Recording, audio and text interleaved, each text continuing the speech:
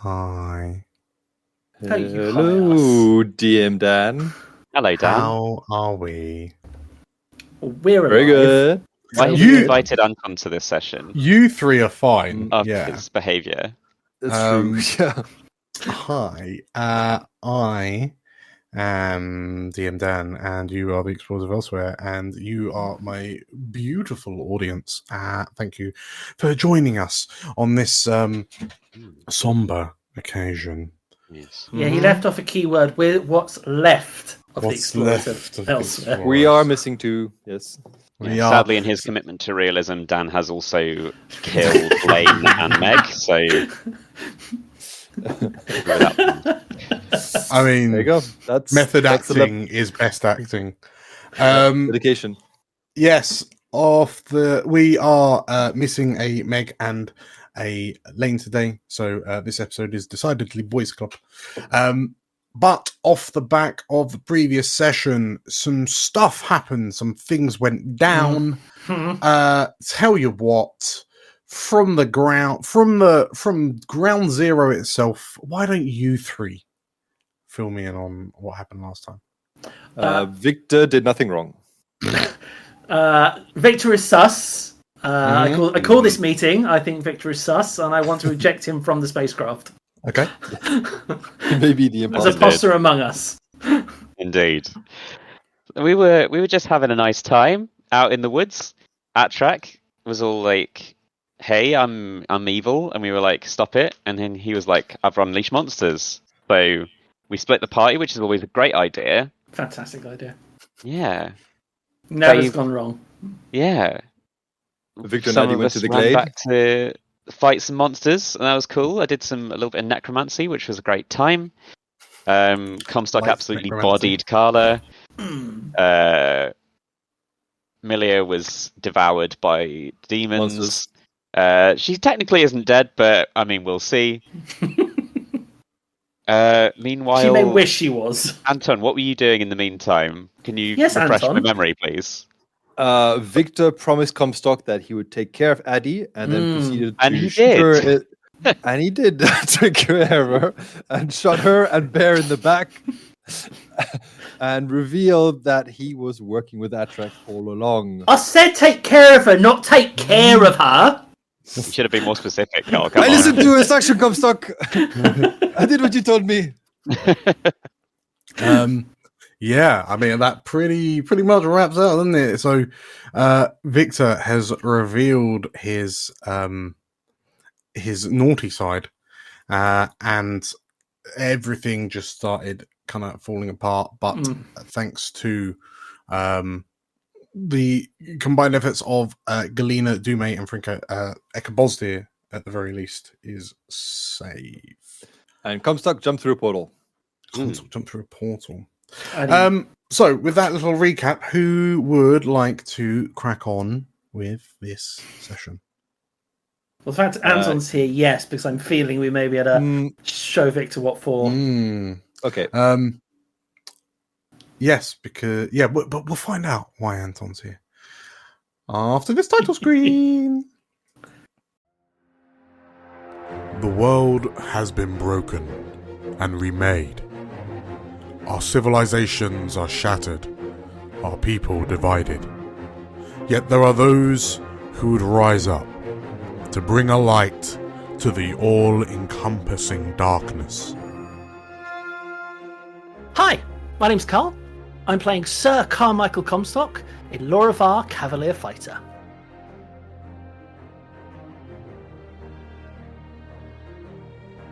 Hi, my name is Anton, and I play Frinka, a Wolfkin Scout Rogue. Hi, I'm Lane. I'm playing Milia Ray Celeste, an Asavar Divine Soul Sorcerer. My name's Tim, and I'm playing Galina, the Terran Sprite Alchemist Artificer. And my name is Dan. I will be the Dungeon Master on this adventure. Whilst our world has been changed, we band together, hope bright in our hearts. We push forward to reclaim what was once ours, and we shall be known as the Explorers of Elsewhere.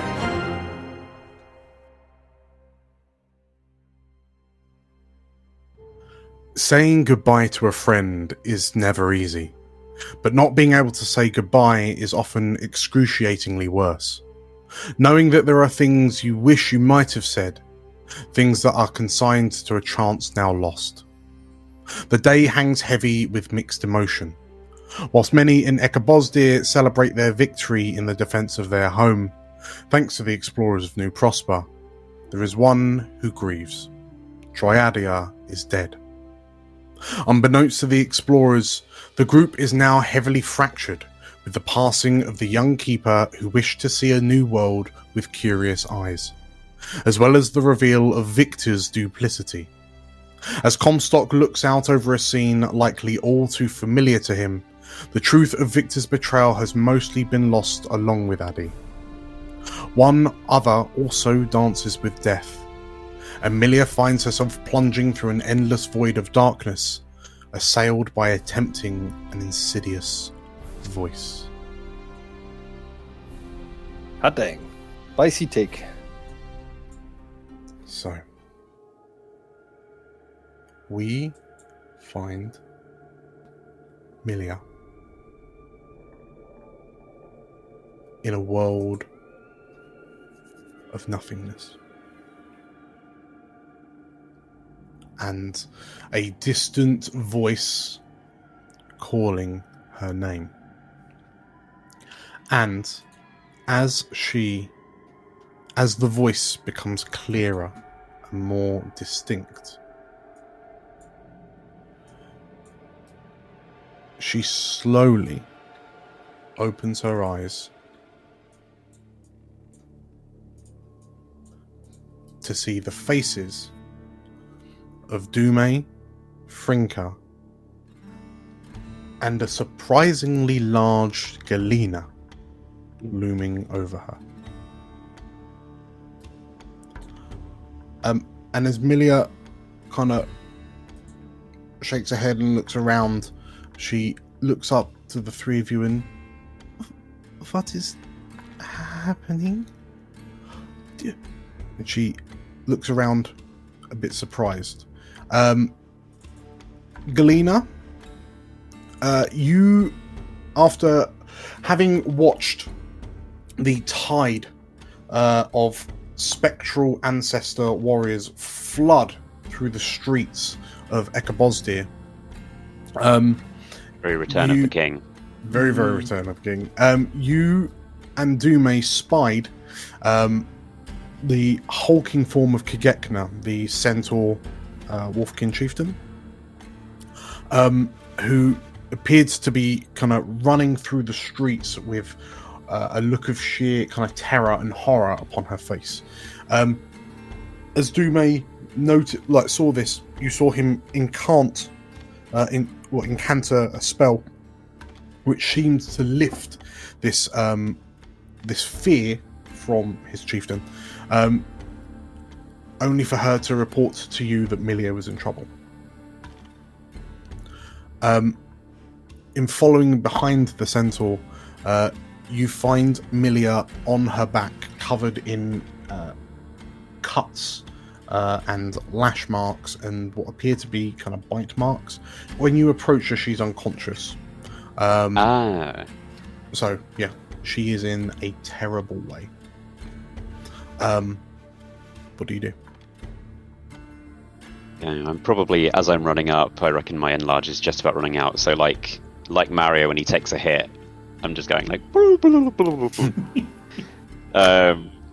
Let me check my spells. My spells of healing.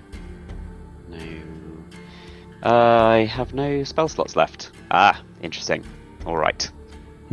Problem. All right. Okay. I'll just start. I'll pull out my healer's kit and start seeing if I can figure out some traditional old school medicine.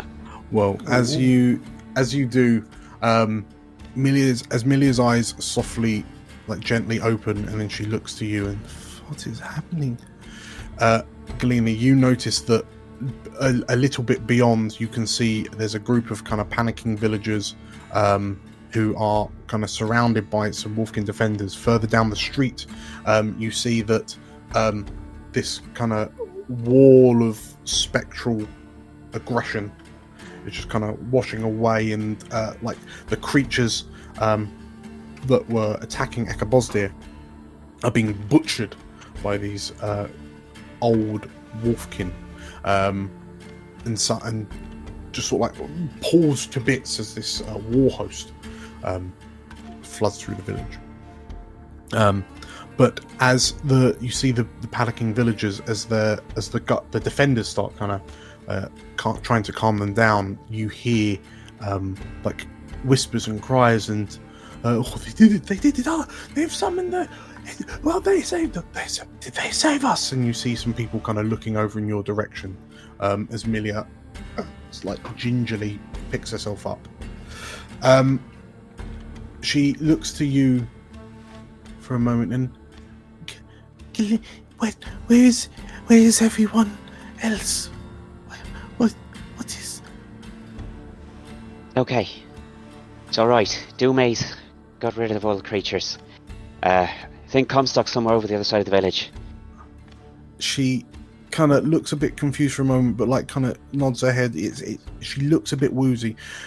She then turns to look to her right, up into the concerned face of Frinka. And Frinka, Anton, Yes. as you look down on Milia, what do you do? Hello. You look like shit. Milia just kind of,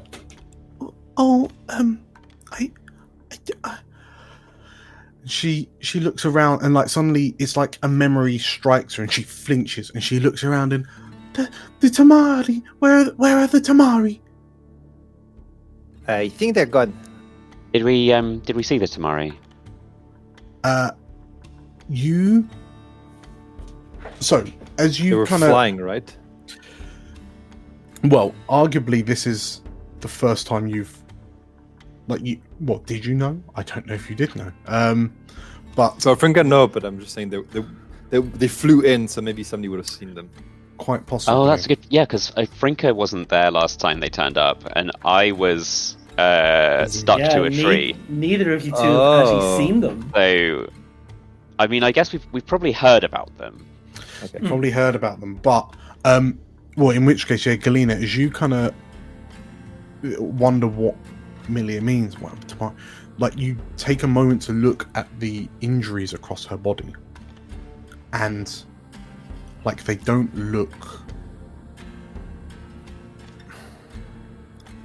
seem to have the same kind of savagery that some of the dead villagers and defenders around you have suffered. They seem to be a lot more kind of precise, a lot more clinical.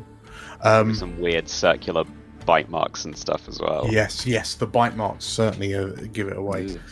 And it dawns on you in this moment that, yeah, Milia has been attacked by the Tamari that last you heard of were in the crystalline forest. Can Frinka check if she still has her book? As you kind of look, as you give Milia a look over, you notice that she's got her little backpack straps on. You notice that, and she's got the big massive mop of hair kind of that rests over the backpack normally. You know that she usually flicks her hair out to kind of cover it as best she can. But one of the straps under her armpit is loose. And Milia notices you looking, and then her eyes open in fear, and then she, no, and she sort of it's desperately reaching behind her back and pulling her hair out the way. And there's a moment, Galena, where as Milia turns to try and look over her shoulder, you notice the straps over her back hold nothing. The chains are broken. The book is gone. Hey, Emilia? Okay. You know that book you like so much? Don't worry about it. It's not a problem. No, That's no. It's probably No. not important, No, you get another one. We can go to the It's- library or something. it's definitely important, but maybe a problem for later. Okay. All color in what color there was in Milia's cheeks Not much. vanishes. She goes as white as her porcelain, like platinum blonde hair. And she, like, her eyes stop focusing on anything around her. You see her start to breathe shallowly, and you see her sort of like looking around warily, and they can't have taken it. It must, no, we've got this. The world. That's it. It's over. It's over. Sorry. Okay, just breathe. She looks up to you, and you can see that, in her, like, she's panicking. But Kagekna kind of strides over and checks in on you. And like Dume takes a step away, looking at Milia, and he kind of makes he's got a pensive face on him, and then your darkness, it is gone. Perhaps it was not you that was tainted after all. It is not very often that I am wrong.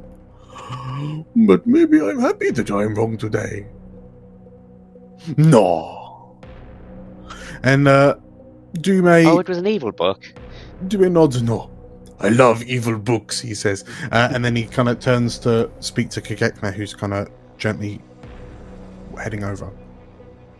And Milia, Galene, as you look back to Milia, like, she's just kind of pulled her knees up to her chest and she's holding them, and she,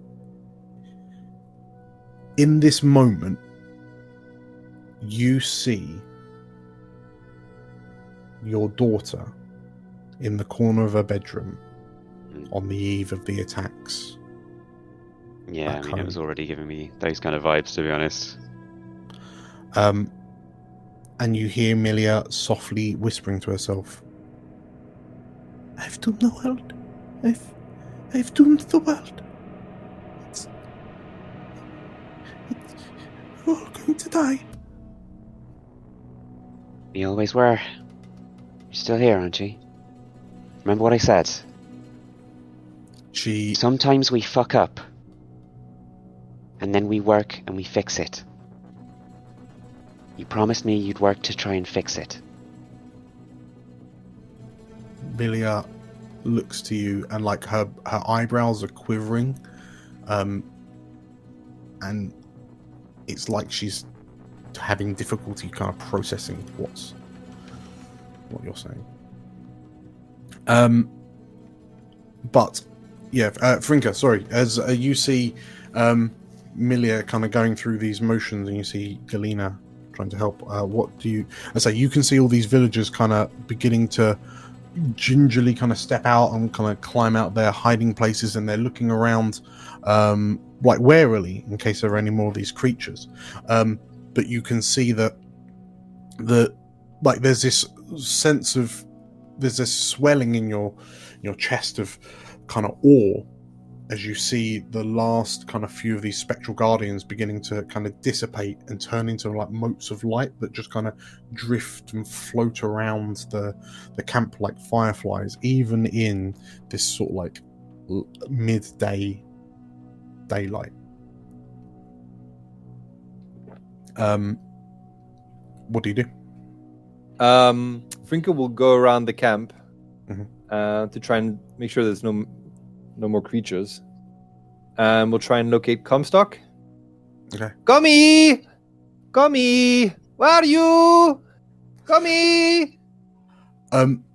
As you start kind of doing a lap of the settlement, because you're on like the south edge at the moment, the southern quarter, if you will, is when you get round to the north and you can, like, you're walking through groups of it's a mix of celebrating folk, like villagers, and grieving folk, those who are finding the bodies of loved ones and friends and family that have been lost in the attack.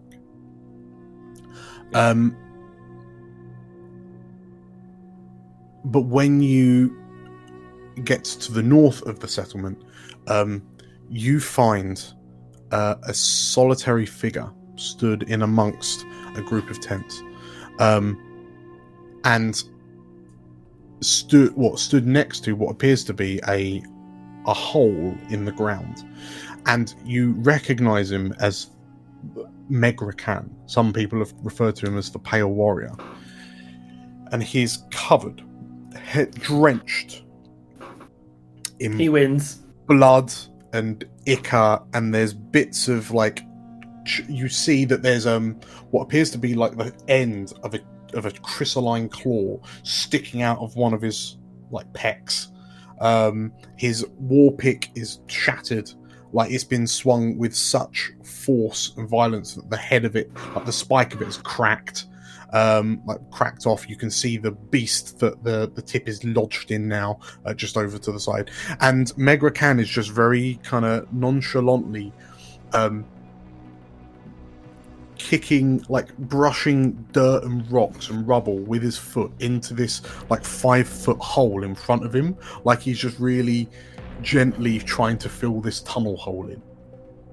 And then he turns to you like it was any day of the week. And Not bad.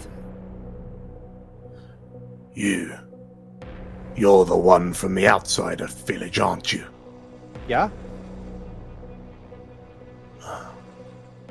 You don't appear. I am. You don't appear to have any blood on you, girl. No, because I use a bow. I'm not stupid. Megrakan, is startled by your forthrightness, and then he sort of weighs you up, and I see we have summoned our ancestors. Eka Bhozdhir is saved. Yeah, it seems so. Good. I don't know. Galina and that old man, they did something strange, and then the ghost appeared, and it didn't go away. I don't understand Dume, but he has his uses. Listen, have you seen a guy called Comstock, but this tall, wears armor, bear shins? You'd recognize him. Ah, the fellow warrior in arms, yes. And he turns to look to the kind of southwest of your position, and already pointing. He was fighting. And there's just an empty space where Megrakan is pointing to. That is strange. Perhaps his duel, carried on elsewhere. Can I make a survival check for footprints? Absolutely. Because I feel like investigation or survival, 100%. With a very peculiar footprints. And normal. Ooh, that sucked. 9. Frankie just doesn't care enough. Hold on, do I have any advantages somewhere? Sure, you're a brand new character, so you have inspiration. There we go. Survival again. Come on. Yes, 26. Oh, now it's all good. That's better. Okay. Frinka, as you take a look down, you can see that the area that Megrakan is kind of roughly pointing to, there is a lot of disturbance in the ground, where it seemed like, and as you kind of look at how the ground has been impacted, how the dirt and kind of how the dirt's been kind of moved through, you're able to paint a picture of what transpired. A duel. And it tells a picture of a duel between two heavily armored folks, unlike any of the footprints of the Wolfkin around here. And you can tell that it was a duel of combat as well as sort of like wits. Because there seems to be sort of like long periods of stillness and then an explosion of movement and then more stillness. But the telltale signs are that one of them hit the dirt with some force. And nearby there appears to be a very strange kind of sword stroke through the ground. Almost like the tip of a blade cut through the ground, like a pendulum. And It would be a helmet as well, I imagine. oh, beg your pardon. Sorry, there is also yes, next to where the large imprint on the ground is, you see the full helmet, the full visored helmet that you remember seeing Comstock's. The other, like the lady knight that came to visit Comstock that one time. Lady Comstock, yes. Her helmet with a heavy dent on the chin area appears to be on the floor. And no tracks leaving, I guess. And there are no tracks leaving, so there's just like a big. You can see like footsteps coming in, and then like a big wah, and then no footsteps out. So Frinka will go back to Galina and give her the news. Okay. I think in the meantime, I've kind of. Galina was like initially seeing Milia almost as kind of agate and was trying to like mother her a bit and lecture her. Yep. But after a minute, I think she would realize that she's not like agate in this moment. She's reminding Galina more of herself at the worst time in her life when she just realized that she's fucked up in a way that is immense. And it's just kind of holding her. Okay. Galina! Oh, you got him? He's gone. Like, dead?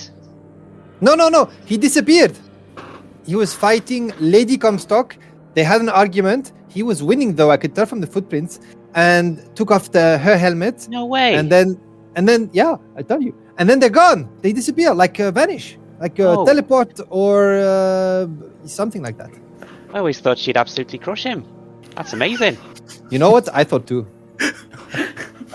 She has this sword. I've seen her used a couple of times. She it seems to have some kind of, I don't know. It seems to align to the ley lines in a way that it slices through reality. Oh, that's what they did. So, I guess she must have teleported out. Maybe he ran after her. Do you see which way he went? No. So they teleported out. Okay. Both of them. Yeah, maybe they had a date or something, you know? I mean, it's not impossible. Yes. Oh. We have to get to Adi and Victor. Milia, are you okay? Can you walk, or do you want to come with? She doesn't. It takes her a few seconds to kind of acknowledge and respond to you, but she looks up with this, like her face is racked with sadness and guilt, but she looks a bit. She also seems a bit numb at this moment in time. And she just very, very quietly whispers, yes, I will come. Okay. Don't worry, we'll fix it, I'm sure. As you kind of say this and you slowly help Milia to her feet, Kigekna heads over and begins apologizing to Milia. Apologizing for not being able to save her when she needed it. but Milia doesn't really seem to respond. The centaur looks to the rest of you and, where are you going now? You make it up to us by getting us there quick. We need to get to, do we have a name for the bit of the forest? For that glade? Dan?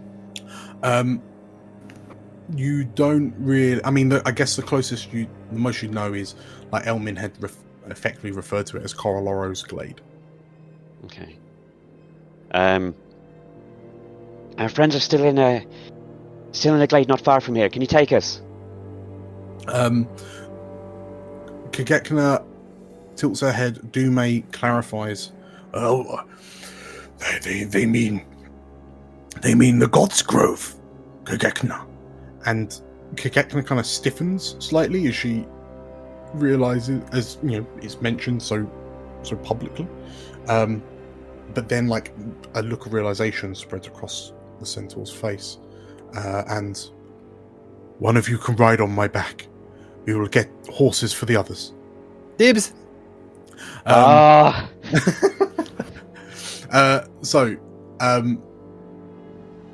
Kagekna and Dume and some of the defenders hurry to procure you some horses. And as they're going, Kagekna says to you, why are your friends at the God's Grove? We found out why everyone's getting sick. There's this dragon sent. He's meddling with the magic here, and he wants to do something with a spirit there. Something terrible. She looks to Dume. Dume nods. And yeah. Yes, they mean Coroloro, he affirms, and you see, you know, Kagekna chew, like, clamp down on her back teeth.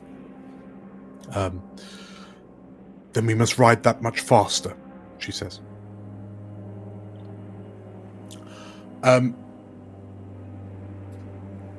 You are equipped with 2 horses. 1, 2, 3. There are 4 horses, including. Tell you what's going out. There are 5 horses. 1, 2, 3. No, sorry. There are 4 horses, and Galena, you are plonked on Kagekna's back. So, Frinka, Yes. Unfortunately, you're forced to take your own horse, and a party of Milia, Galena, Frinka, Dume, and Megra Khan. You see him just sort of like he is found with, like, pails of water, just like pouring them over his head, and just like streaks of thick, viscous blood, like viscera, dripping off him. And as he looks up to you, very, what's happening? Where are we going? But yeah, soon the 6 of you are galloping across the plains towards back across the ford that Atrak stopped you at. As you arrive, you dismount and find Comstock underneath the great spanning branches of this huge tree in the middle of a circular glade, slightly raised up from the rest. As you glance around, you notice that Comstock appears to be holding the limp body of Addy, and off to the side you see the prone form of Horse the bear. You notice that the ground around Horse is stained with crimson, and the glade itself seems quiet.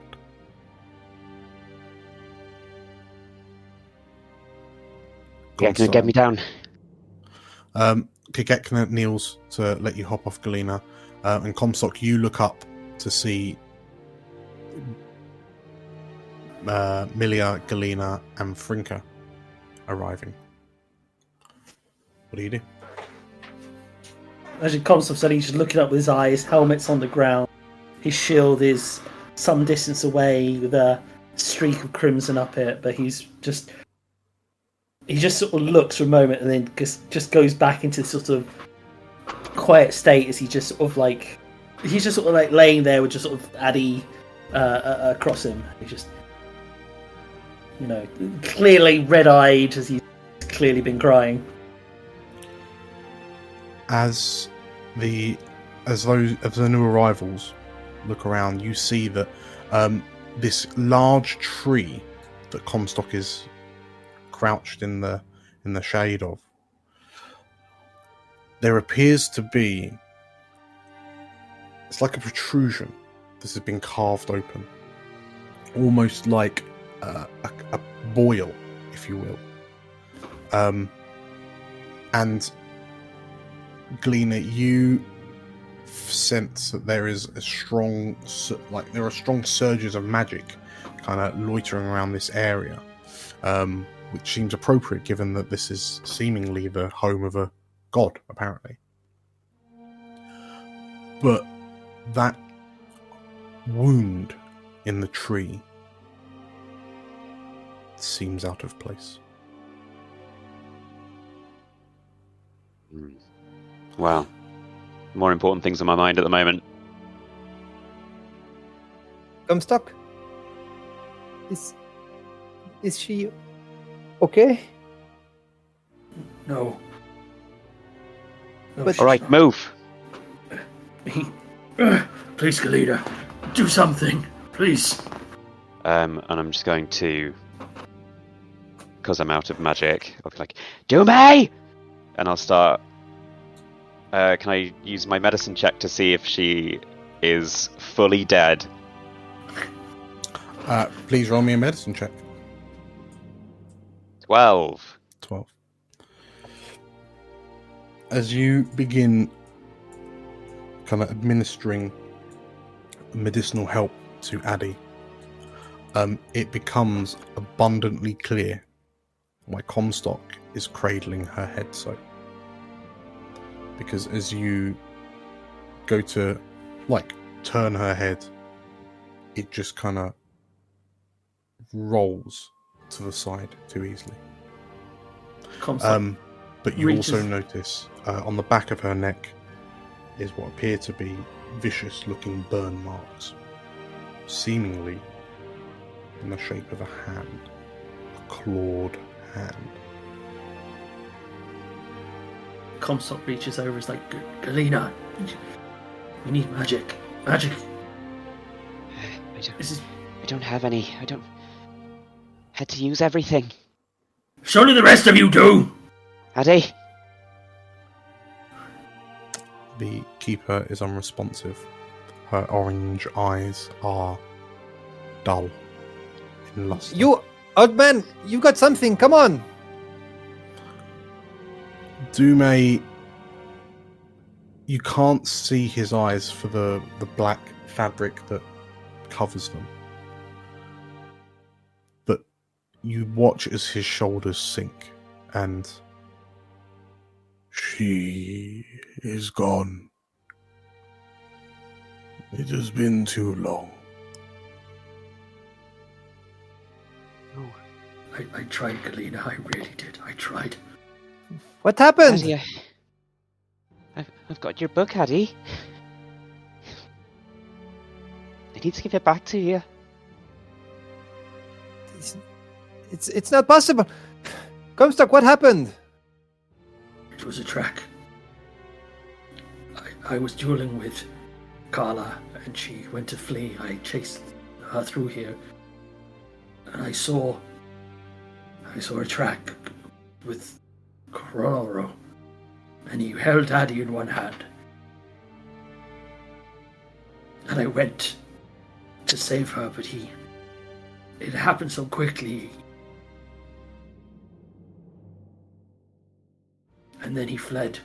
Carla and Victor? He fled with Victor? Yeah, where's Victor? Victor? He took So Victor. he was chasing him? I don't know. Everything. I arrived. He was acting strange. I mean, Victor always acts strange. Stranger than usual. He What? seemed to not. In fact, would you say during my during my assessment of the body, Dan, did I see any burn marks that would be reminiscent of Victor's weapon? On Addie's right shoulder, in the back. And as you, Frinker, as you kind of kneel down alongside Horse, the bear, who you knew to be Addie's faithful companion ever since, a few weeks into the journey, ever since that mountain pass. You notice that the bear is riddled with gunshot wounds and what appears to be a final, decisive, spine-severing stab to the back. Whoever did this knew exactly where to strike. Frinker will take a moment to absorb that information and maybe mutter a silent prayer for Bear, or Horse the bear, and kneel by him. Suck, this is very important. Did you see anyone else here? Who was here? It was Victor, Carla after the fact, Atrak, and Coralora, and obviously Addie, and there was no one else here. He's been shot, Comstock. I don't understand how this is possible. It doesn't make sense. I don't want Addie's to gone? believe that Victor could have done this. He did it. He shot Horse. Maybe a conversation for later, but he spoke of another. Never mentioned if maybe they were siblings, but Victor was acting weird when I arrived. Galena, believe me, I tried. I really tried. I did. I thought I had it. It wasn't you. I'm sure you did what you could. If there's anyone I believe who'd do everything they could to save someone, it's you. And yet here she is. Oh, Addie. Kagekna quietly approaches, and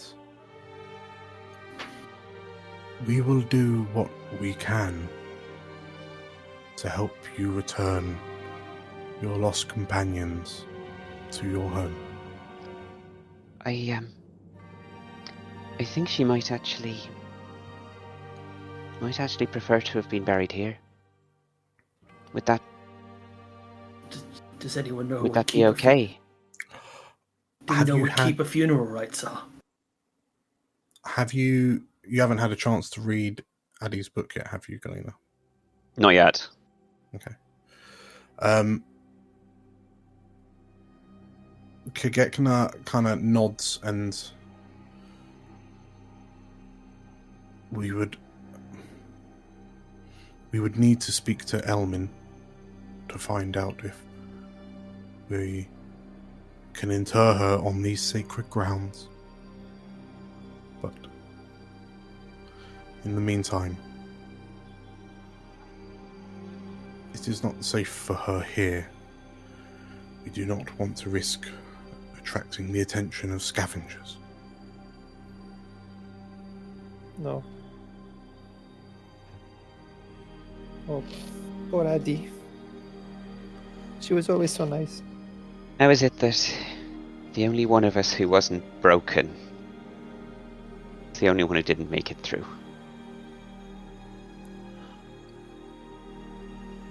You, as you kind of muse this to yourself,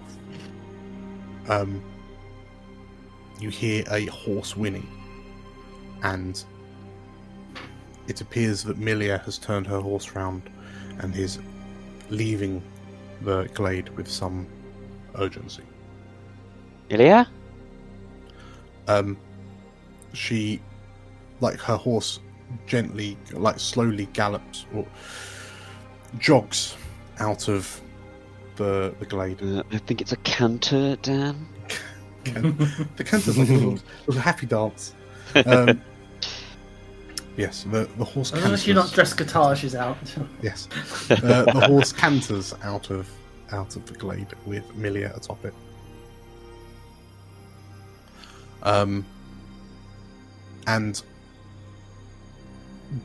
Kagekina kind of looks to the four of you and, well, the three of you, I should say, and I'll make sure she's fine. I'll make sure she's safe. Please do. And the centaur leaves to catch up with Milia. So, with everything that you've spoken of, what are you doing now? I think Frinka will spend a while just sitting on the grass, just with her head down, staring at the grass. Megra Khan takes a step forward.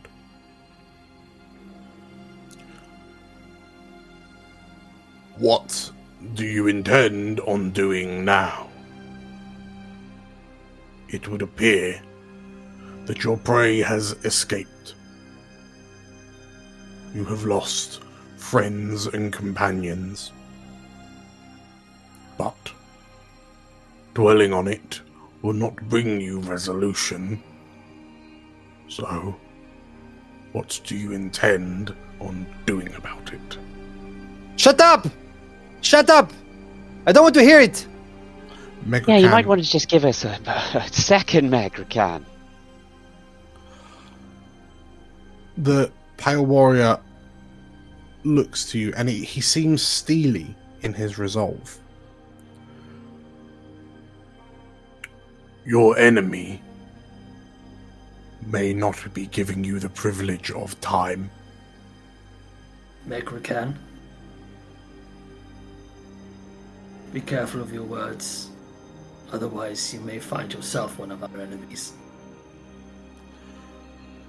The Pale Warrior bristles slightly, and Dume kind of walks over to him and a bit more tact maybe next time, he says, as the old man leads Megrakan away. But as Megrakan is being led away, he kind of stops Dume and turns to look and, do not let yourselves falter. It would be more insulting to their legacy for you to do so. And then he carries on walking with the old shaman. What are we going to do? I don't think we can do anything until we put this... until we fix this. Well, after the village, I mean, Frankie, you're a mean shot with that bow. You could stick around with us for a bit? Yeah, I'll stay. He might be a dick, but he's right. We might not have much time. I'm very aware. You think losing that book was a bad thing? What book? The one Milia liked? Oh no. Oh, Milia's book, that jeez. I've let two I people think down today. those demon things found her again in the scuffle, and she went down. She seems okay, but the book is gone. So I've let her down as well. I did She's a alive. fantastic job today. You did your best, Comstock. That's all we can ask. You're only one man, Comstock. But you have two shins, so, you know.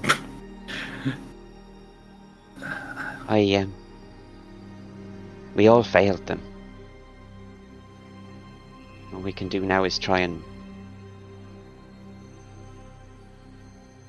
fix it, or try and at least make the best of what we got now.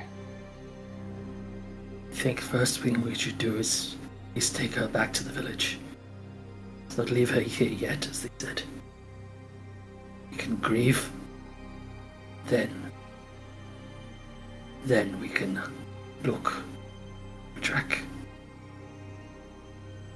It's Well, good. before we leave, Load her then up. I'd better. Oh, sorry. Go ahead, Amazon. No, I think I was going to say that maybe they load Addie onto a horse. No, I'll carry her.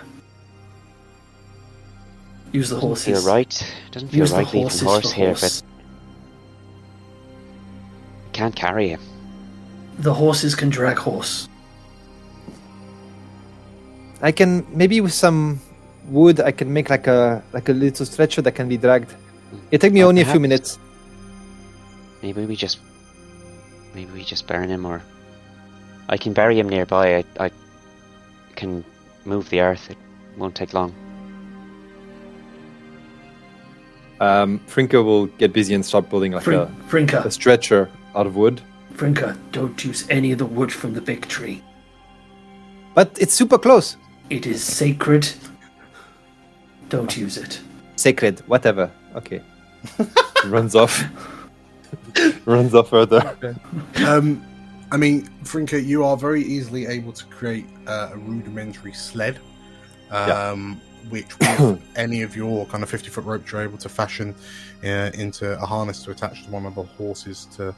So you're not dragging the bear. We're along, putting like- horse the bear on a horse and we're dragging Addie. Yes, perfect. So you're able to kind of drag this bear along with some degree of kind of humility and respect, rather than literally dragging them across the ground. Before we head off, though, I'd like to check out what's going on with the tree itself. Sure. As you approach, the trunk of the tree is huge in size. It's easily like 35 foot in like diameter, 40 foot in diameter, and it looks more lustrous than kind of everything around it, but in the most to look at this kind of split wound, that's kind of this growth that's kind of hanging out the side of this trunk. There's one word that seemingly kind of comes to mind, like one idea, and it is like birthing sack. And it's that kind of uneasy feeling in your stomach that hits you, because whilst the tree is wooden, you notice that the inside of this space seems slick, oily. Doesn't seem like it belongs. Does it look like it's... So the split, does that look like that's been something coming from inside it, or something cutting into it from the outside? It appears, the way that the bark on the outside of this kind of wound is attacked, it appears like the bark itself is slightly scorched. In a similar manner, you realise to the back of Addie's neck, it's almost like something tore its way in. Okay. And whatever was inside it came out quite violently. What do you guys think? Do you think Coralora was in here, or his A, tr- weird dead wife? a track was holding I can only describe as a spectral fox. I think that was Coralora. I thought world spirits were like massive. From my own experience, yes, Stormbear is immense. I heard of lightning serpents from yourself, again of immense size, but fundamentally, from my conversations with Addie, they are whatever they want to be.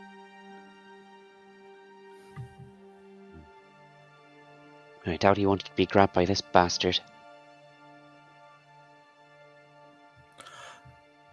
As you say that, it makes you think how this has come to be. Mm. Like how this series of events have happened.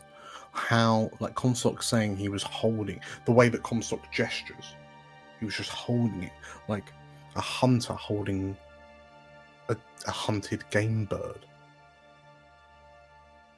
And it makes you take a, well, you ponder for a moment how Atrak was able to engineer this.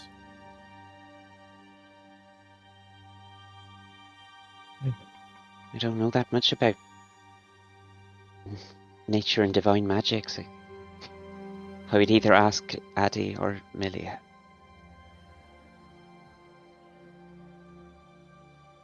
Maybe He's Eddie done. wrote something about it in her book.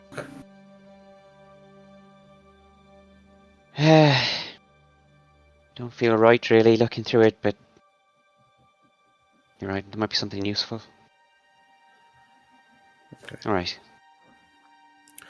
Yeah, I'll start flicking through Addy's journal. Sure. Well, tell you what, as you, around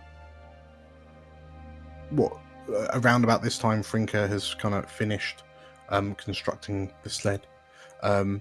You're able to, as you begin kind of mounting up and kind of attaching this, like you get Addy on the back of a. Let me think. I was going to think Comstock would tempt to carry Addy. All 7 foot of her. Shit, she is big, isn't she? Oh, Kagekna might be able to carry her, either on her back or in her massive strong centaur arms. Yes. Well, Or I could carry her. Oh, absolutely. Well, between the group of you, you're able to secure Addy across the back of one of the horses, or Kagekna. If you're happy for, like, Kagekna is, well, it'll be across one of the back of the horses because Kagekna's outside.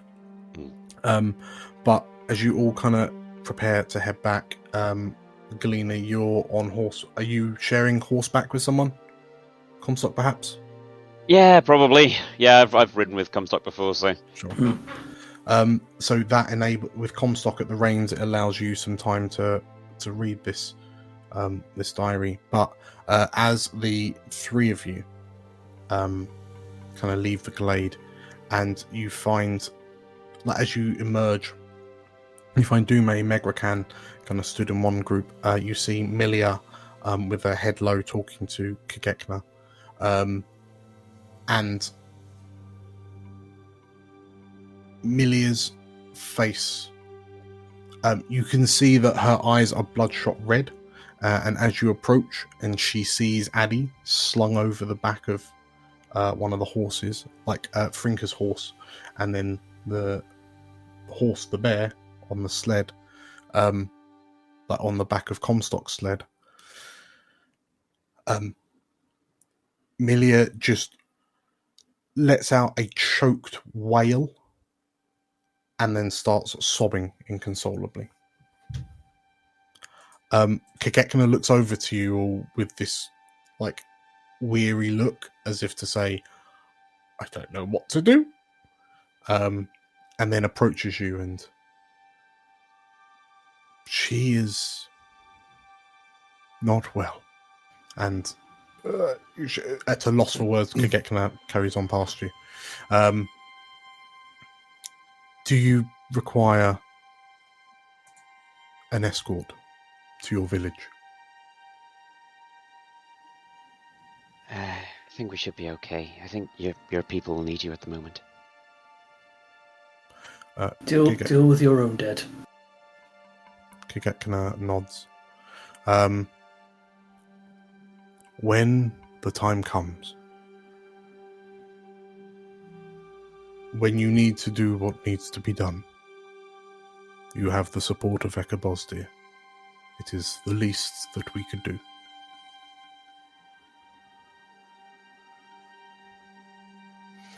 Please send us word if we are allowed to inter her here. She nods. I believe I believe it was this dragon sent Atrak is his name. He was behind the sickness of your people.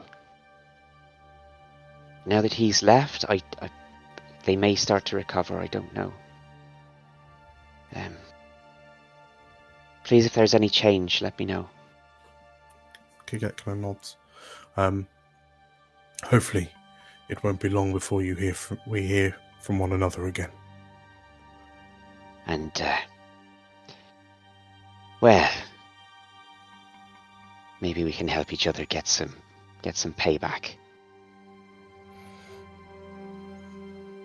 There's a mix of like a frown and a smile, like a stern frown and a smile as Kikekna nods.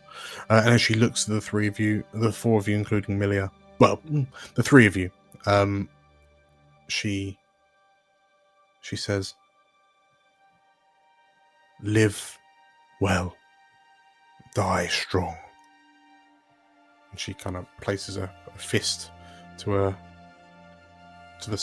breastbone, to her sternum, and with a look to Dume and Megrakan, who nod in your direction as they turn to leave back towards Eka Bhozdhir. And as you begin making your way back to New Prosper, Galena, you have a chance to look through kind of Addy's diary. It is filled with little anecdotes of conversations she's overheard between your group, like the five of you, between the townsfolk. She wrote down a joke that she overheard Davin telling Haladradis. It would seem that Haladradis didn't get it. Perhaps Davin's delivery wasn't quite on point. There are drawings of landmarks that you yourself have seen in your weeks together. The rocks floating around the mountain, the scooped out mountain, a recollected drawing of the spires of the Hydraean temple. What appears to be a set of circular standing stones. That one you haven't seen. A sketch of the keeper in Eka Bhozdhir. You find one page of a field filled with star-shaped lilies. And diary entries talking about the piece that she found when she would sneak away from the camp without Comstock knowing. And it's this place that she was able to gather her feelings and reflect on everything that's been happening. This star lily field was her favourite place. So I'm sort of trying to copy everything across from the journal as much as I can, get it into some sort of order, getting annoyed that I'm like trying to make sure that my tears are staying off the notepad and stuff. And well, I think we found where to take her, and I'll show Comstock the drawing of the lily field. Okay. Franca, Yes? on your hunts, have you ever seen a field with lilies like this? Yeah, I know where that is. It lies approximately half a mile northwest of New Prosper. Maybe we should take a detour. I think this is where we need to take Addy. Great. Okay. Should we go by the village first and then take her there? Don't know how long I want to cart the poor girl around for. I think this might be an us thing. We can let the villagers know where we settled her. They can come pay their respects. Okay. Amelia, do you think you can manage? Milia looks to you with red eyes. Lips quivering, and she kind of looks down to her horse and just silently, gently nods. I want to make sure I get this right. Do we know if keepers inter their dead or burn them? I don't know. I think only Elmin would know, and he wasn't in a great state last time. Let me check my books. Thank you. I'll have a look through my sort of generalized diary and see whether I've got anything at all on keeper funerary rites or any details.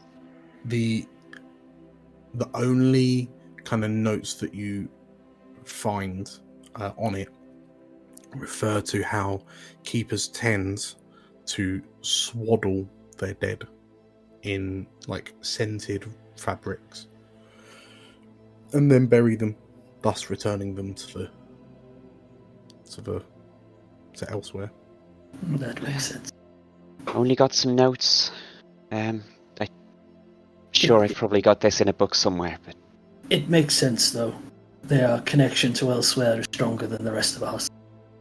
and well, I think she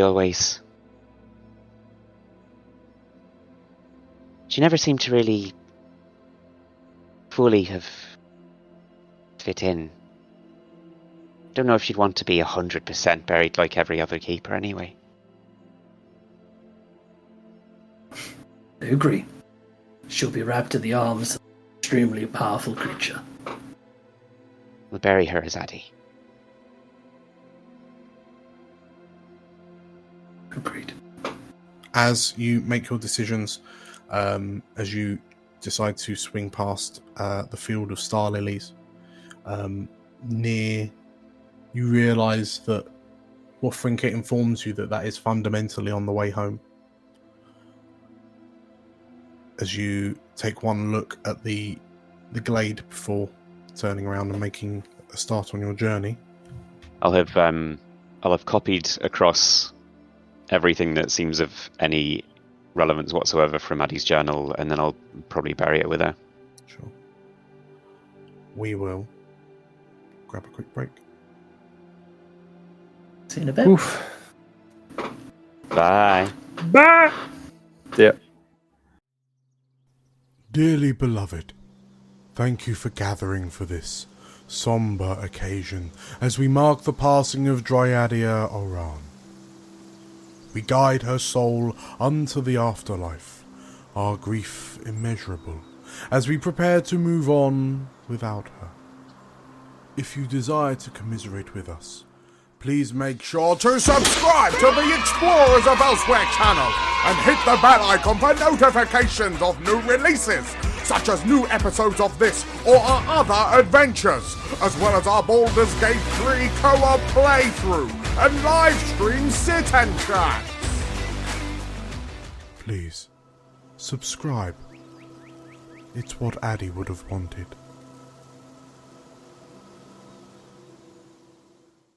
Hi, Hi. welcome back. Hello, Dimdan. It's us. We're here. We're sad. We're very sad. I don't know, Tim seems over it. How dare you? I'm devastated. This is my morning popcorn. Oh, So, yes, we find our explorers on a hill near to New Prosper, approximately half a mile northwest. Upon seeing it, it is immediately clear why Addy felt so at ease in this place. Because upon ascending the overgrown kind of stone staircase on the southeast edge of the hill, upon reaching the plateau at the top and seeing what appeared to be a number of stone ruins engulfed by a sea of 4 and 5 petaled, star-shaped white lilies, there is a sense of serenity here. The air seems cleaner, the world seems calmer up here. And we find the 4 of you stood in front of 2 very recently dug graves. One for Addy, one for Bear, one for Horse. Comstock.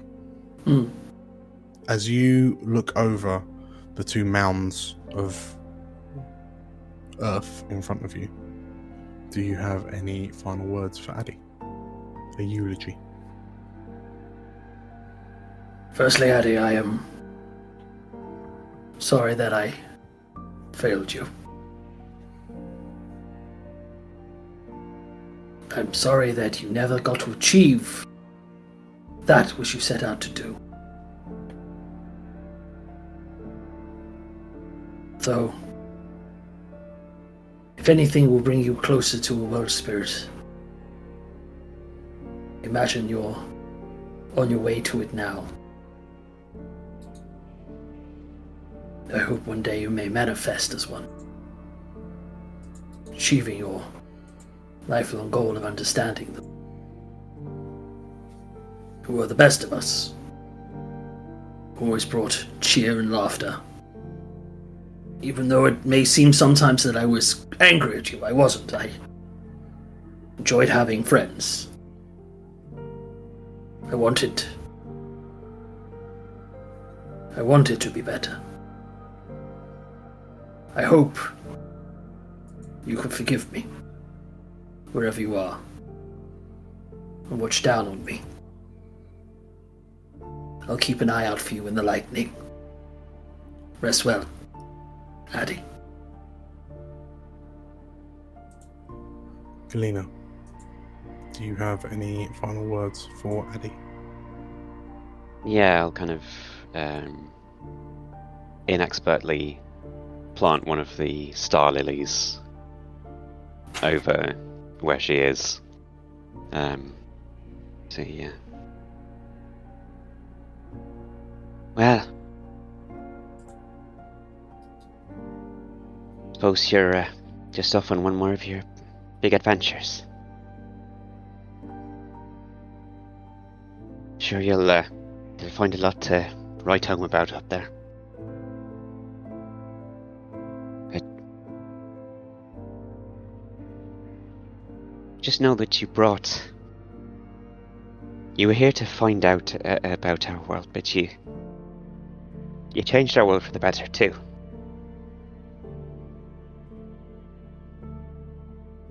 Always brought. You were someone who just wasn't filled with pain. Don't know if you knew how rare that was. I'll go and punch a fish for you sometime.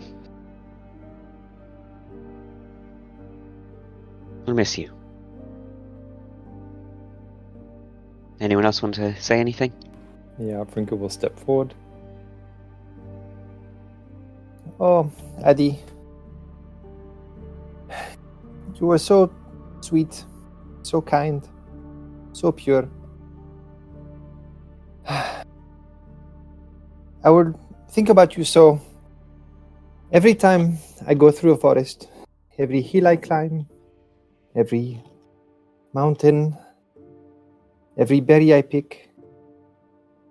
I will tell your story to all the animals I meet, because you were part of them. And you were part of us. And it will always be that way. And we will miss you, but you will always be with us.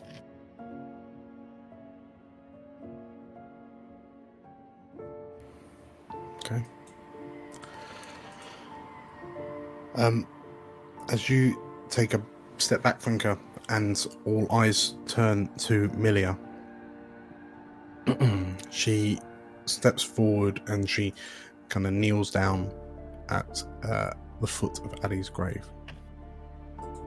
Just put my hand on her shoulder. I'm sorry that what has happened. I didn't mean for any of this to happen the way it did. Whatever happens in the village, we will remember you.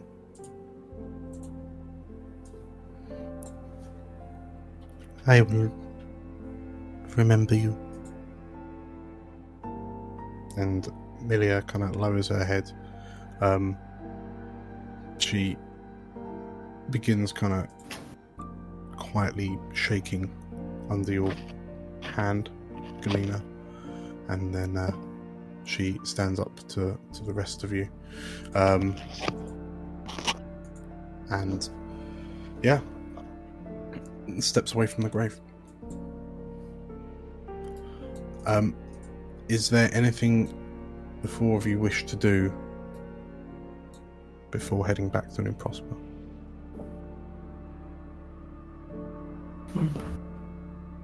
Okay. With a final prayer to whichever gods you pray to, you turn and begin making your way down the overgrown stone stairway in the southeastern corner of the hill, and you begin making your way back to New Prosper. As you return to New Prosper, the atmosphere feels somber despite the surprisingly good day. The good weather around you. It is as if the townsfolk of New Prosper know that something has happened. And as you enter into the town boundaries, and word of your arrival begins spreading, Davin rushes over to the three of you. Oh, thank goodness you're back. You're back. How is everything? Oh, where are the others? Where's Milia just wanders straight past. They are gone, David. Oh, gone? Davin. Gone? What do you mean? Gone where? Have they found... Did you find something... Davin. Yes? They are gone. Well, we don't know where Victor is. But,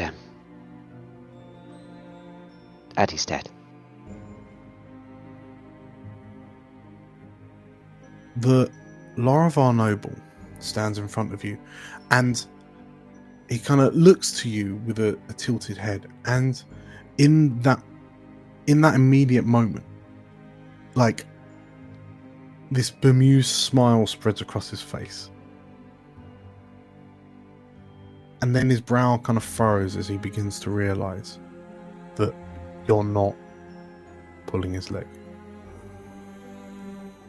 And he brings his hands to his mouth and, by the gods, I am blessed. What happened? Why? Oh, are you all right? Where? And he looks around and, Addy, Victor, what happened? One thing at a time. But someone we called ally turned out to be working against us. A man named Atrak.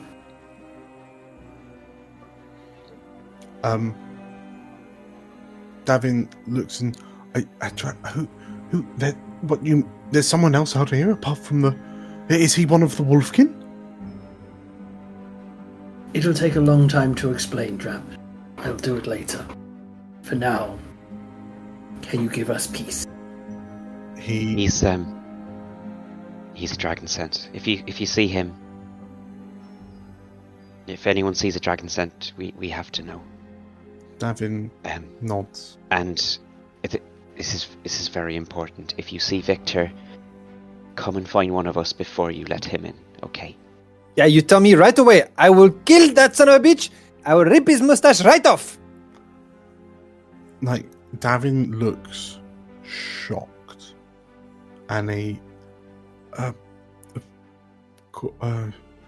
course. And you can see that he's never.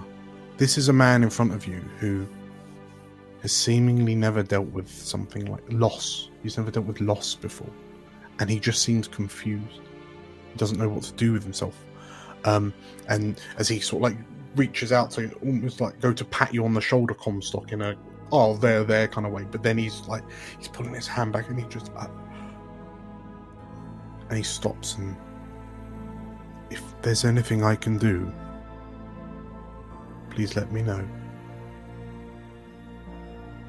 Would you tell the camp, Davin? You're good with words, and I don't want to go through that with everyone around here. Davin takes a deep breath and, of course, yes, of course. Sure. Do you mind giving us the town hall use for ourselves? Oh, please, I'll speak to Knockenbock and we'll gather people together. Somewhere else, so I can address them. Yes, I'll do that. Yes. Thank you.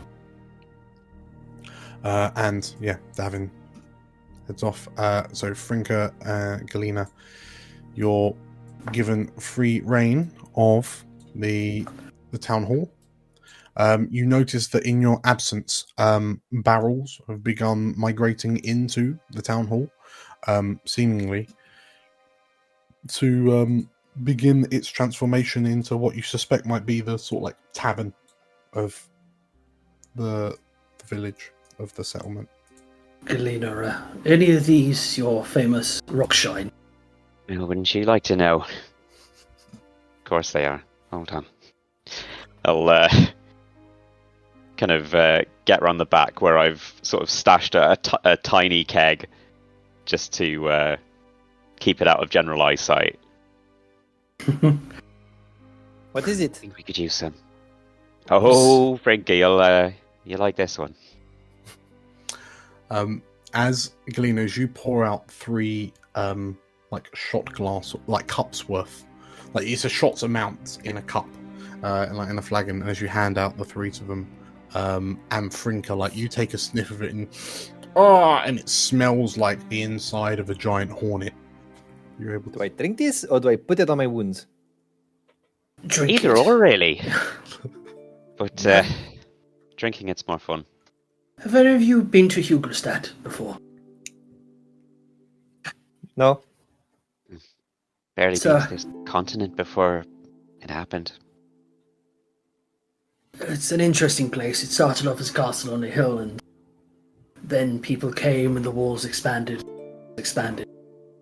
until eventually the whole hill was covered in a city, guarded by massive, supposedly indestructible walls. But there's this one road that leads from the castle down to the place that is called the Path of Heroes.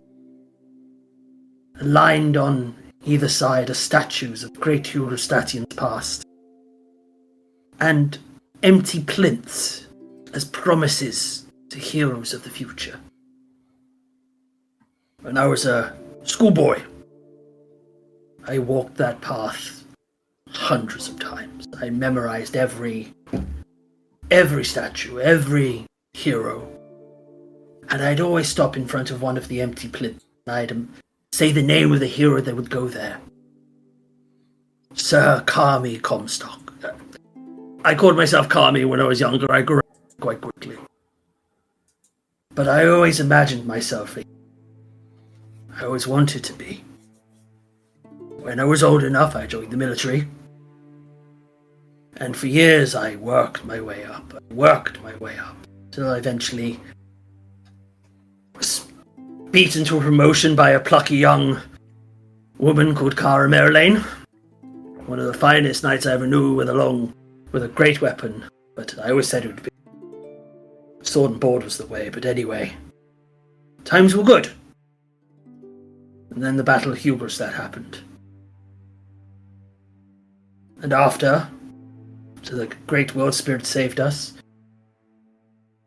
And all the Hugelstadt army that was left in a handful. They were going to do nothing, but the people wanted something. They wanted us to be recognized. So the lords and ladies of Hugelstadt got together and they created a title, Knight of the Hill. And they would award everyone who was at that battle that title. A big ceremony. Brought us up on stage. Handed us the piece of paper that would make us knights. Some of us cried, some of us... We all thought it was something else. We were allowed to call ourselves Sir. So I became Sir Carmichael Comstock, Knight of the Hill. But then as time went on, we realized that respect. And the more you read the piece of paper, the more we realized what it actually meant. It said we were knights, but we were allowed to hold no holdings, we would have no coat of arms, there would be no noble standing or greater rank within the Hugelstadt military. Fundamentally, they shook our hand to thank us, patted us on the arse to move us on. One by one, the other Knights of the Hill gave up.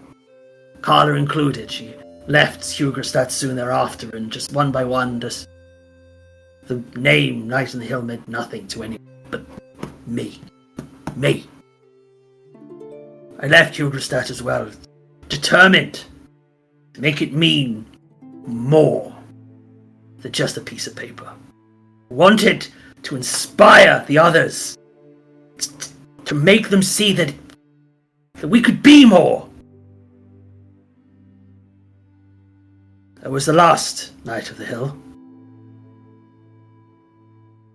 And I'm no knight. I never have been. I'm just a man with a piece of paper which I even gave away. Handed it to Carla. Boasted that I was the knightly man I thought he was. Then Addie died. And the dream of the Knight on the Hill died with her. I'm just Carmichael Comstock. Just a man in a suit of armor, pretending to be a hero.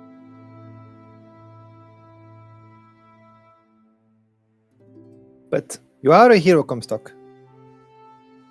You're the hero of this town. You could become Knight of New Prosper. Doesn't sound as nice, but make do with what we can.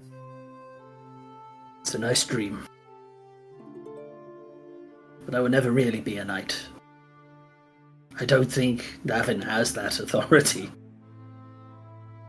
I will be what this town needs me to be.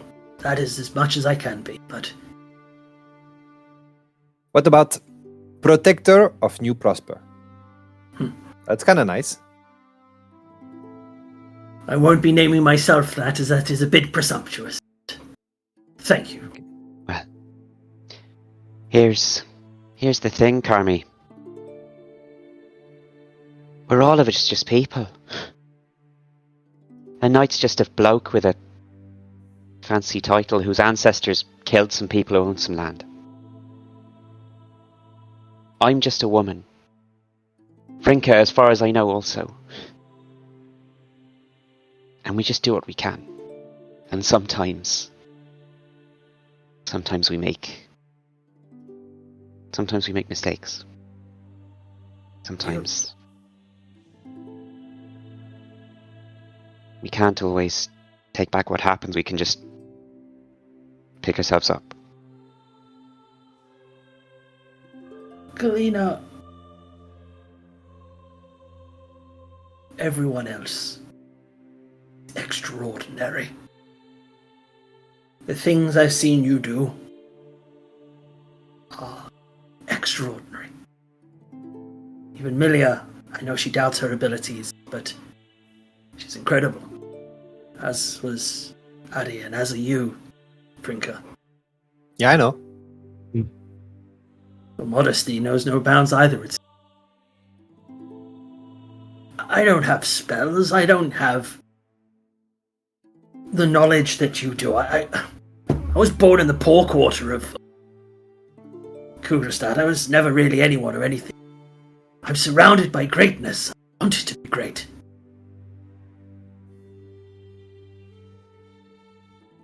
Don't ever think you are anything but extraordinary, Galena.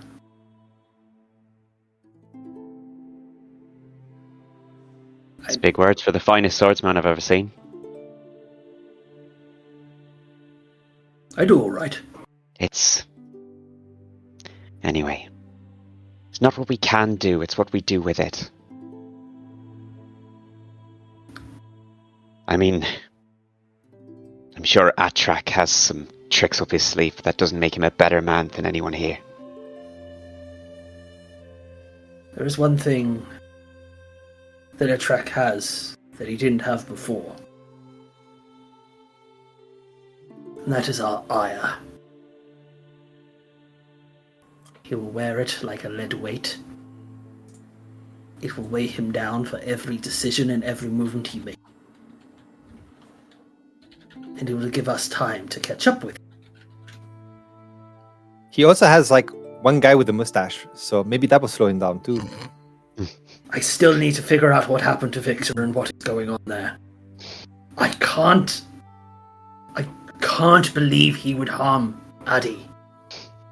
He told me of a man named Yakov.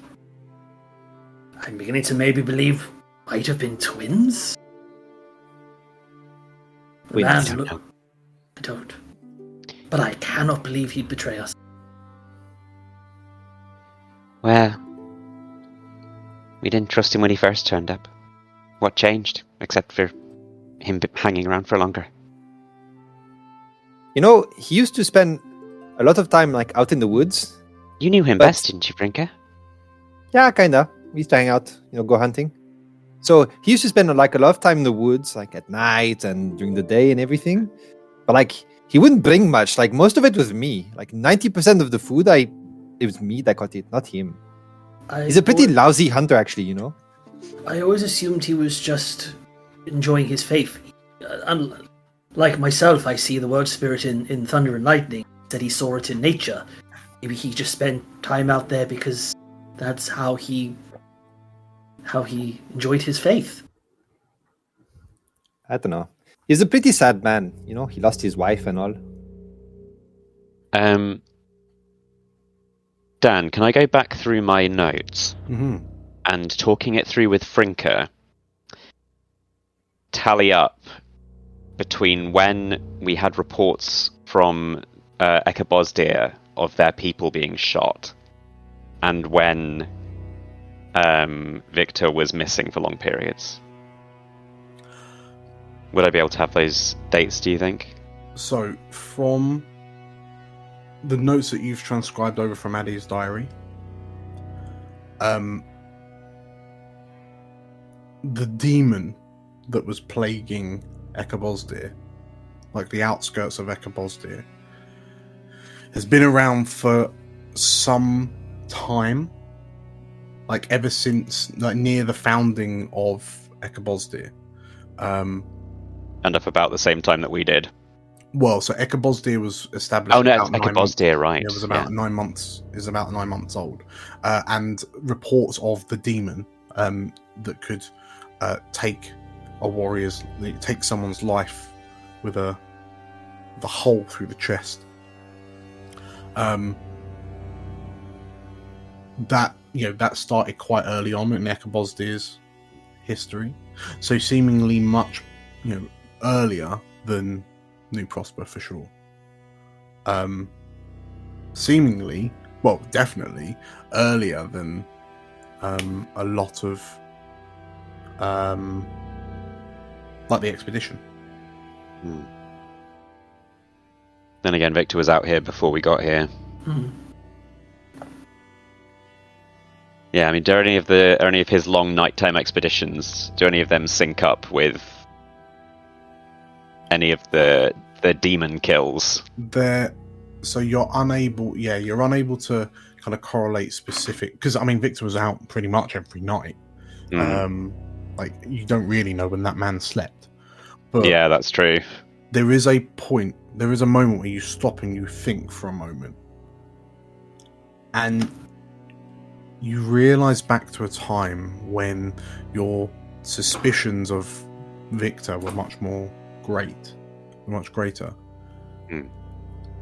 And it was when you ended up at the ravine chasing the Chimera, and in a very non-flippant kind of way, Victor said, "Oh, I've been here before." And when he was challenged on it, he just kind of shrugged and off. And now that you've parked in here in New Prosper, it makes you think, like, sure, there are you found a Wolfkin encampment nearby, but like, why was Victor here? Why was he was that all? That's why we were suspicious of him in the first place, because it was weird that he was just out here tracking some vaguely unnamed thing. He mentioned that he'd been following the caravan from Varos, but he seemed to have intimate knowledge of an area in between Varos and what ended up being the location of New Prosper. So yeah, why? How? Is it just coincidence? But he did say he was hunting a man. Maybe you're right. Maybe it's a twin or something. Or... It only explained the confusion he had when I arrived, when I chased Carla. He even claimed not to know me, which... Oh, evil twin. I get it now. So maybe Victor's a nice guy, but evil twin is bad. Was he? I mean, was he wearing the same? Was he wearing Victor's normal stuff, or? I have to say, Gillian, everything happened. My focus was predominantly on Addy and Jack.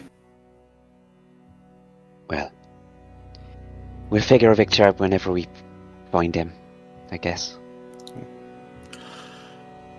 And just probably while we were sort of reminiscing and getting pretty drunk and talking about regrets and mistakes and death, I've probably taken the time to talk about what happened with Agate, which I haven't told anyone apart from Milia so far. Well, with that in mind, then, Comstock, Frinker, what do you make of Galena's horrifying story? Yeah, probably less detailed, but so none of us are heroes, Comstock.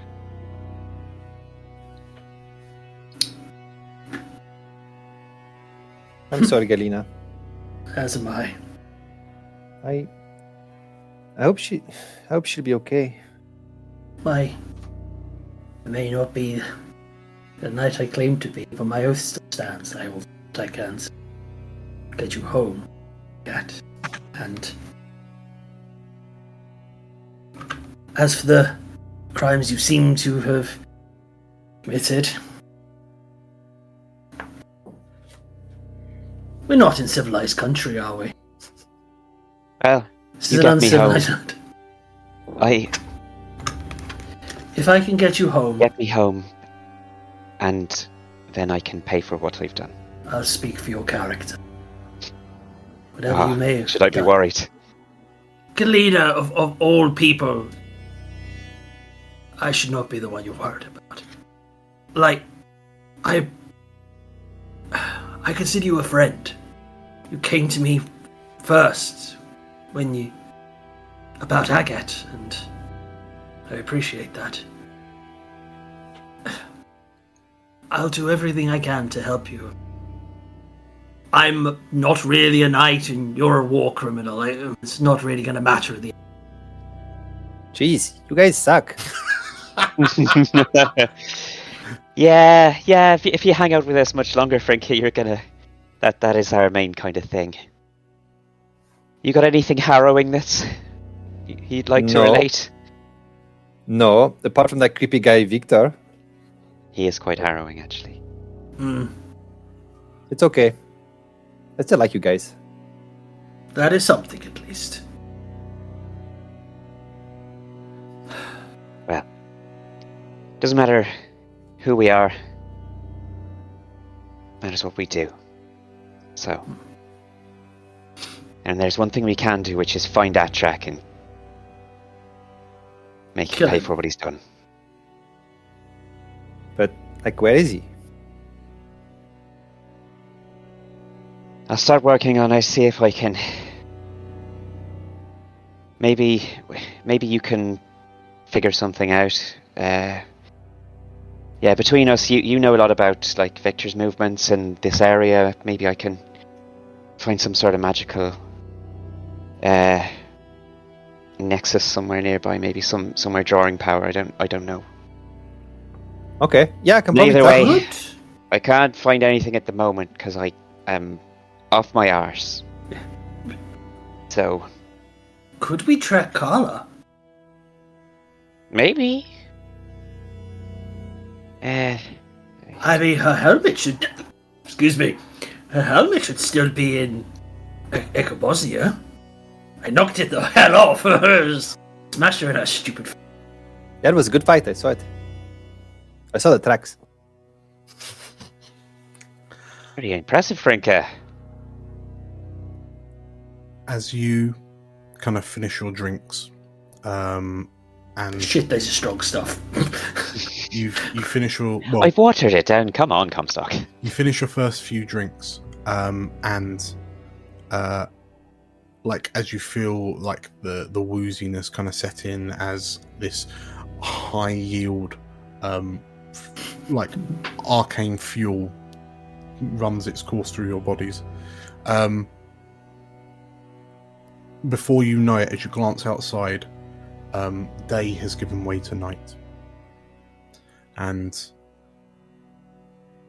as you kind of bid your, like, you realize that in fleeting memories, outside the town hall, a large group of people gathered, and you vaguely have memories of Davin addressing them to inform them of the passing of Dryadia Aran. You realize that these are conversations perhaps for the morning and clearer heads. That said, because Galena is full of bright ideas, is she going to head to her lab? I presume she sleeps in her lab. Yeah. Oh yeah, I don't really have like a lab and a home as separate places. Okay, cool.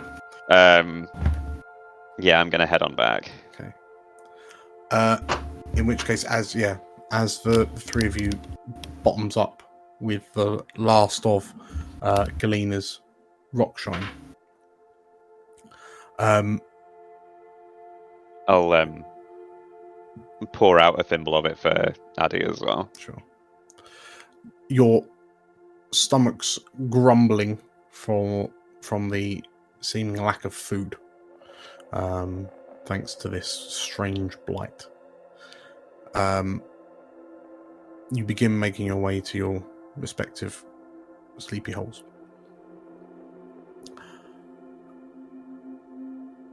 In all of your night's sleep are plagued with dreams of futures that could have been, of events that could have been different, of circumstances that could have changed. All of them cut short by the snarling maw of the dragon scent Atrak. All of them cut short by the innocent face of Addy.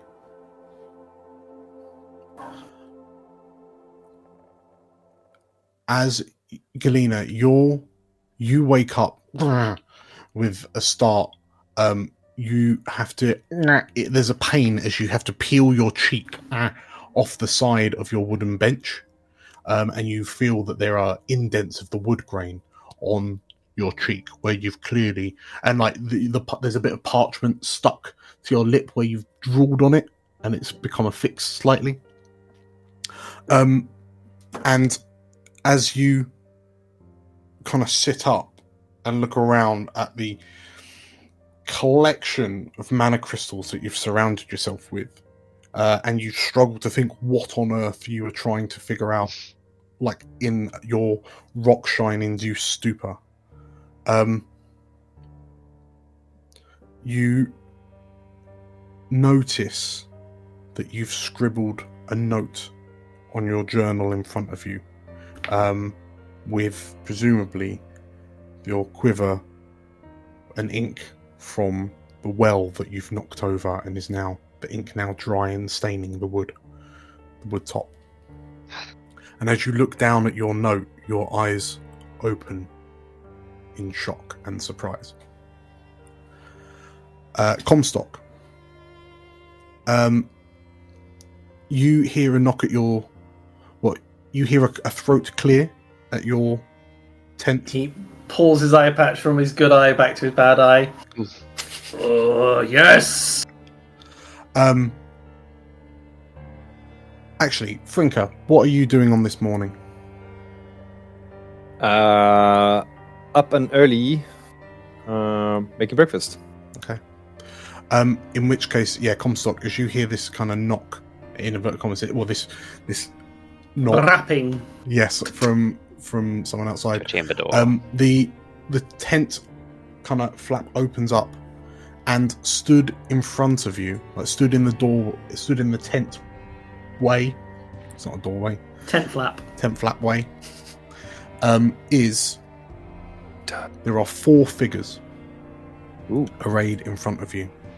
Frinka is stood off to the left, holding what appears to be a relatively freshly cooked breakfast wrap. Like flat dough bread, very quickly seared on a campfire, just with presumably some wheat that hasn't spoiled. To the right are 2 diminutive figures. Knock, Bok. What can I do for you?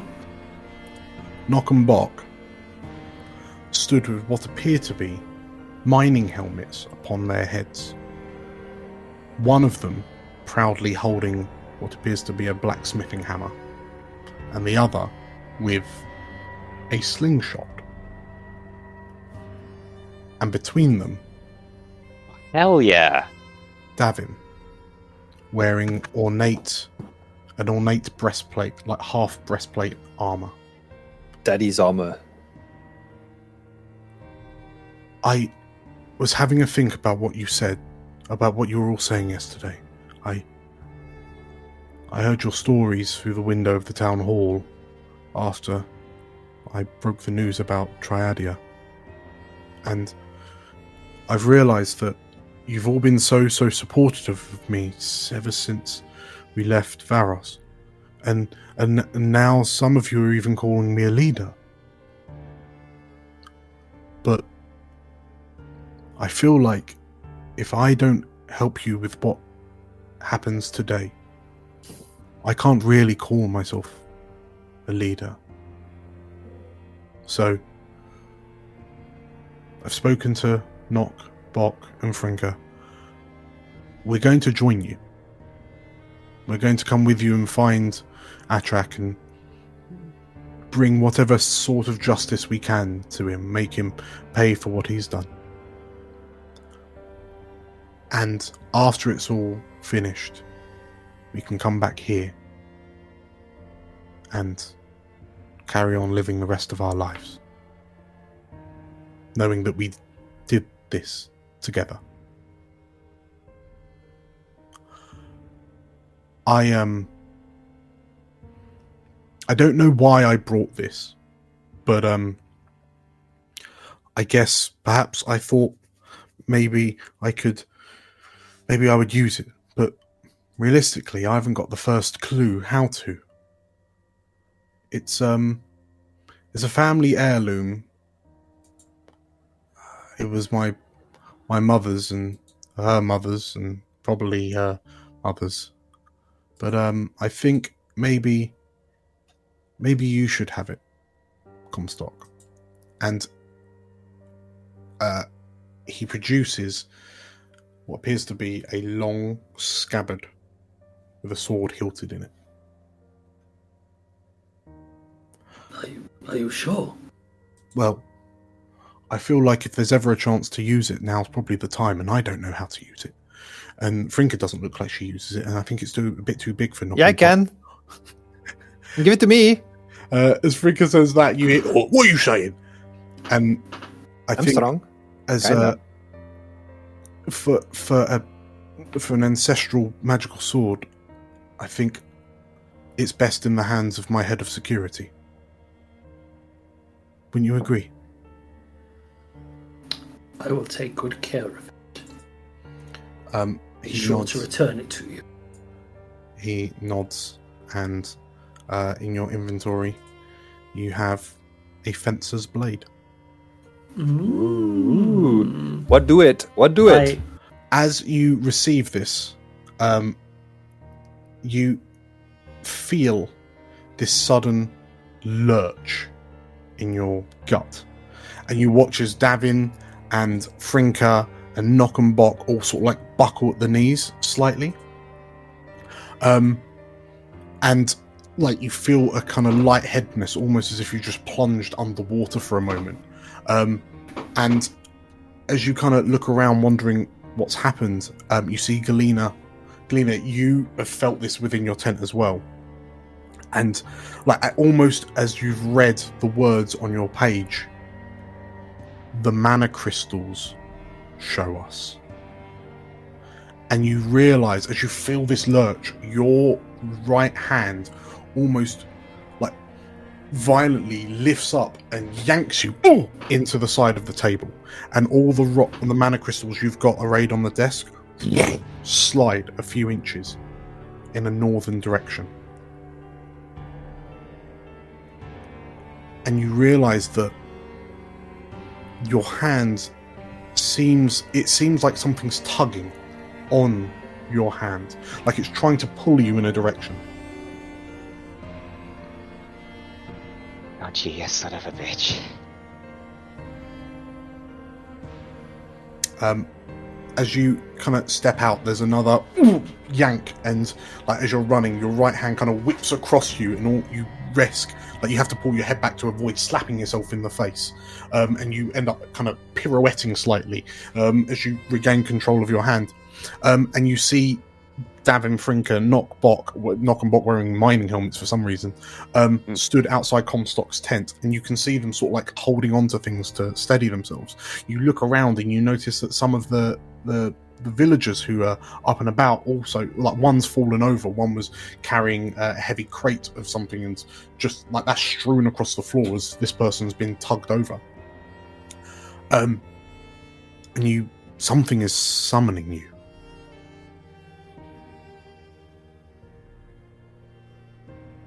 What do you do?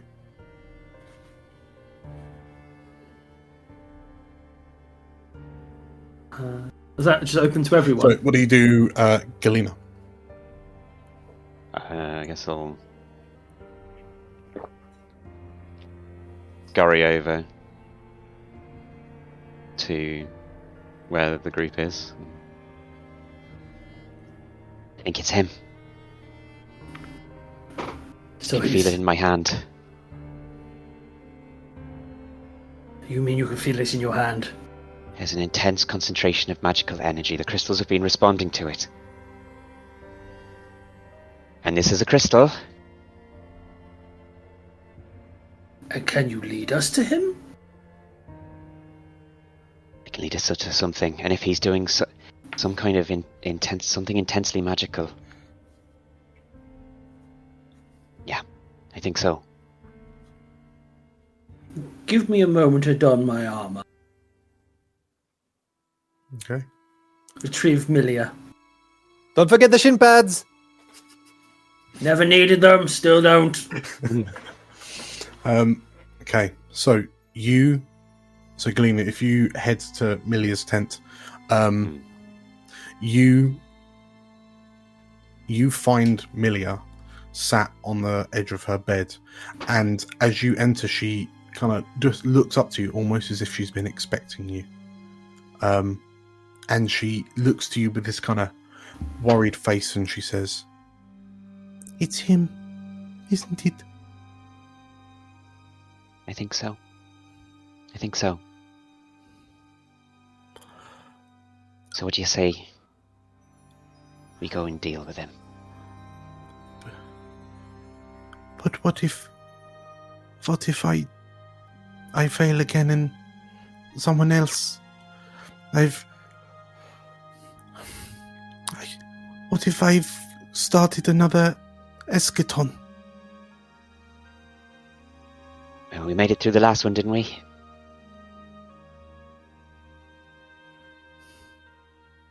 Milia nods. You haven't started anything, Mill. All you've done this whole time is do your best to protect everyone from something terrible. And if it was able to escape, wasn't your choice.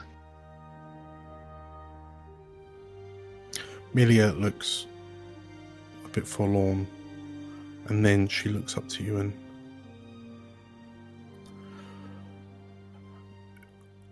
Urixala is my problem, but Atrak hurt my friends, and I cannot forgive him for that. And she takes a deep breath and she slowly stands and... Do we know the way? I think so. Somewhere to the north. I think as I get closer, I'll be able to feel it more. It's affecting my hand. Okay.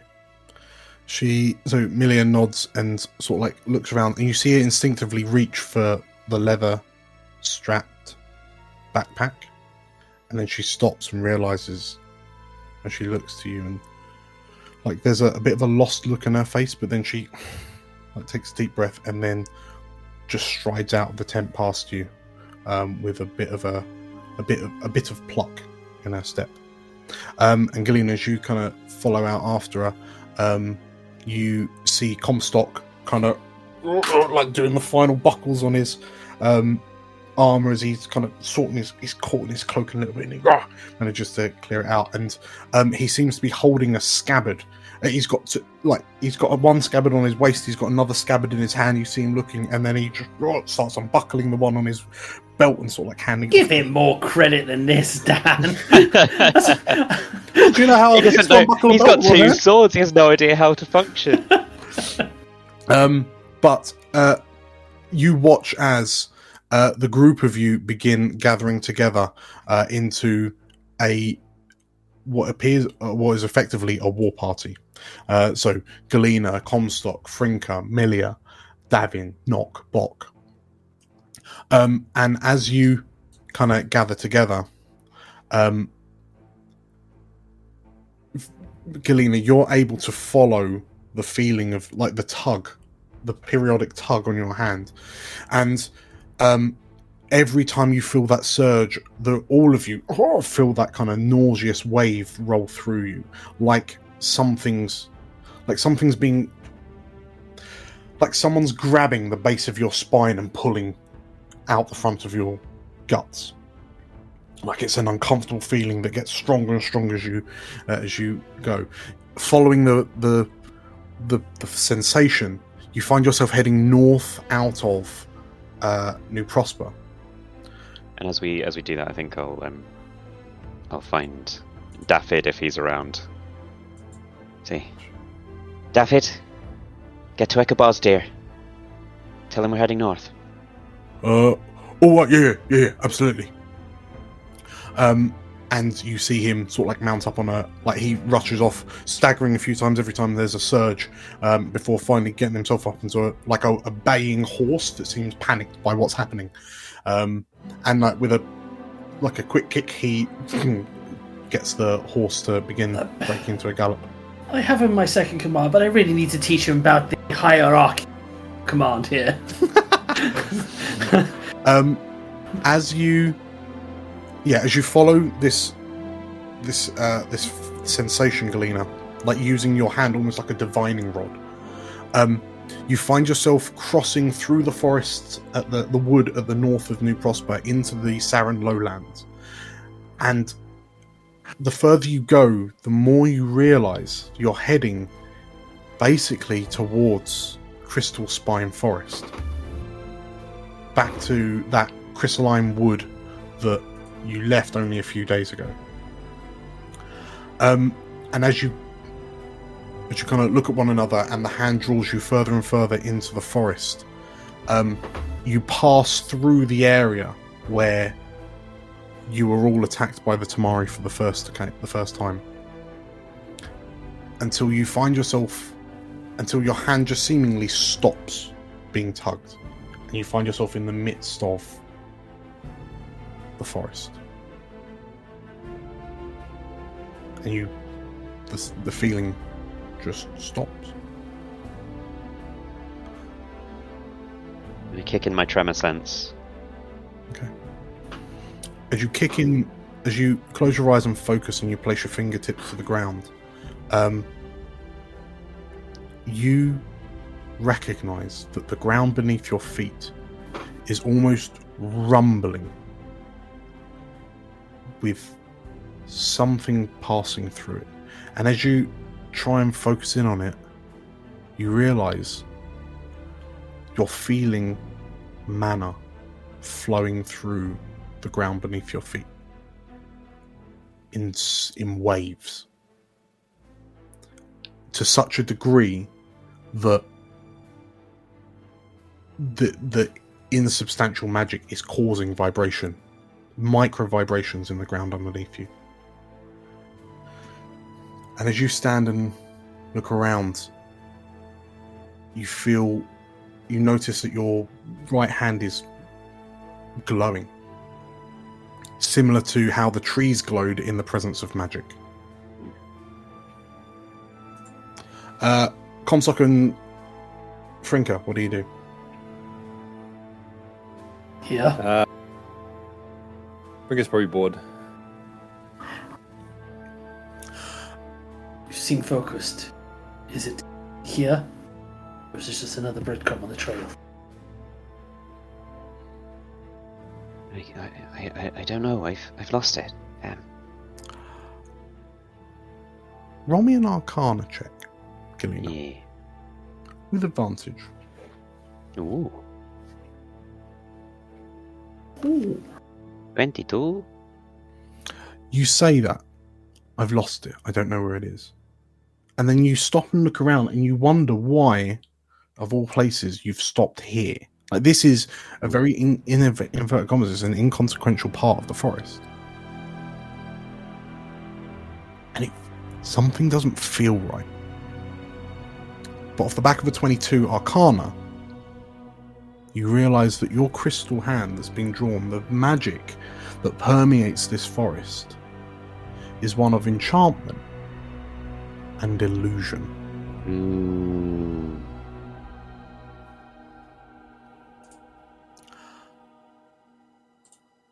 What do you do?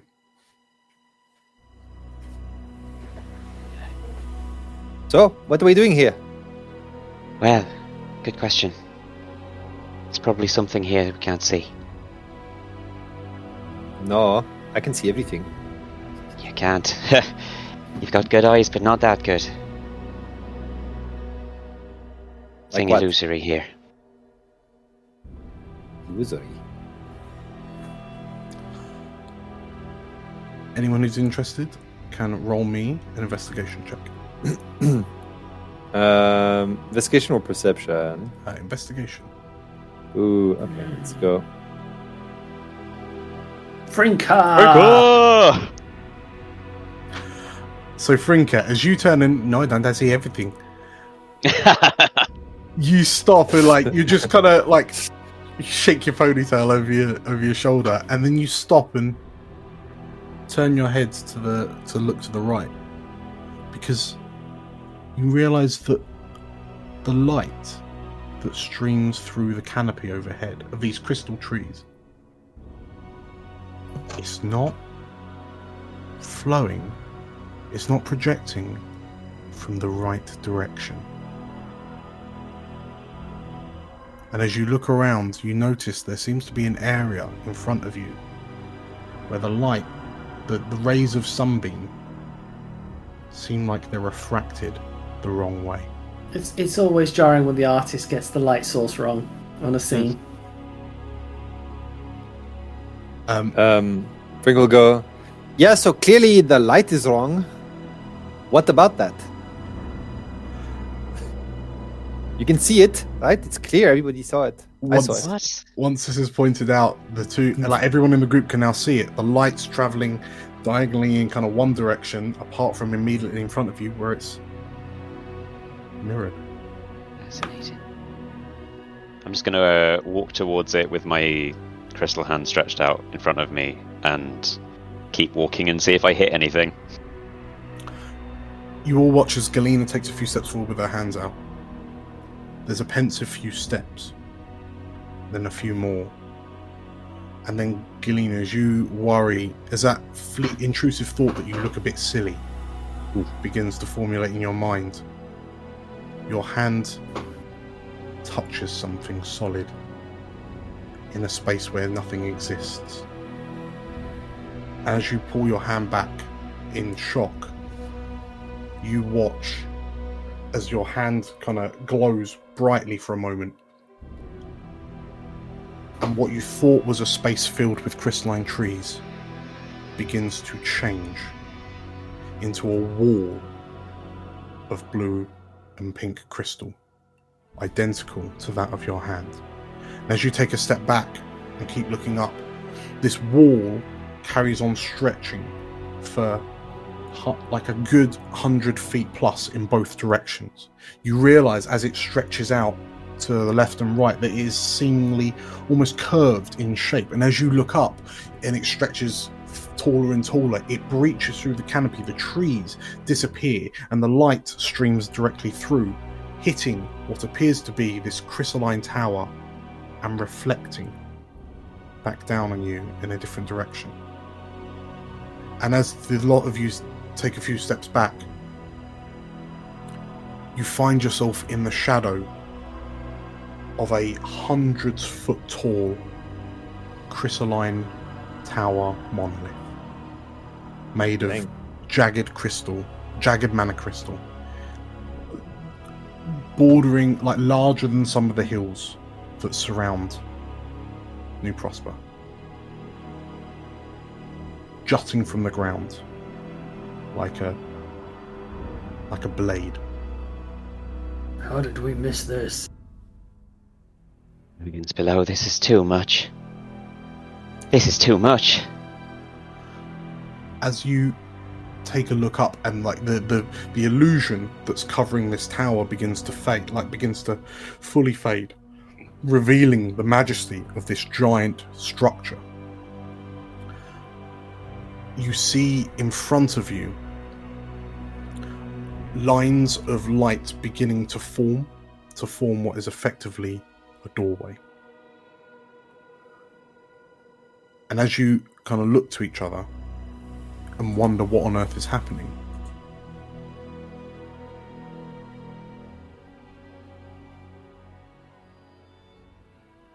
you wonder why there's violin sound. Is it coming from inside?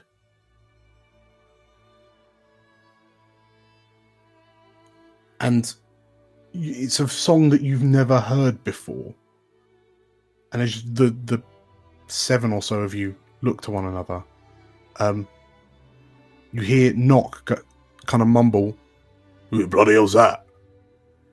And you turn to see a figure partially hidden by foliage of nearby crystalline trees.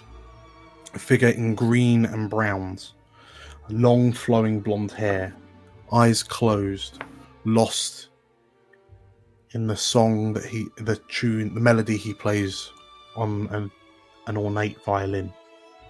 As the figure opens his eyes and looks at you, as you blink, his form seems to be nothing more than a conglomeration of the foliage in front of you. And as you focus, you realize that there is a silhouette of someone stood where this stranger was. And as you peer at them to try and identify them, we'll call it there. Spoilers. Mysteries. Wow. Dang. New group. Much better. Probably younger group as well. Got rid of all That'd that be Victor hard dead not weight. to be. All that Victor dead weight. Whew. Mm. She's got to get rid of Comstock now. We'll be a brand new group. Only a matter of time. Just have to wait a few years. Dickhead. Hey! Congratulations, everyone, on completing episode 15. Thank Woo. you. Thanks. It was a sad but a good episode. Yeah. Sad but good, yes. Sad but good. So, welcome to the team, Frinka. You're welcome! And who is this mystery newcomer? You have to watch the next episode to find out, ain't you? Have to. Yes, if you like what we're doing here and you would love to see more, make sure to hit the like button and comment down below on... I mean, I can't say who you think the figure is, right? No, I mean, that's... Unfortunately, that could be anything. Well, sure. Or I mean, could it? Or is it someone we already know? Yeah, You know? so comment down below on who you think the silhouette behind the stranger is. And if you want to see... You can't just say Meg, that doesn't count. Yeah, I was going to say you could also comment how long you think Draven's going to last. Like, Yes. you know, how many he's- rounds of combat before he dies. Yes, we'll see how the NPCs get on. Yes, we do lots of stuff like this, and we release it very, very, very, very regularly. So if you want to make sure you see more stuff like this, make sure to hit the subscribe button and the bell icon for notifications of when we release new stuff. So, with all that said, thank you for playing. Yeah, thank you, Dan. Thank you for watching Thanks, and or Dan. listening. And I will see you all next time. Yeah. Bye! Bye, Later. everybody.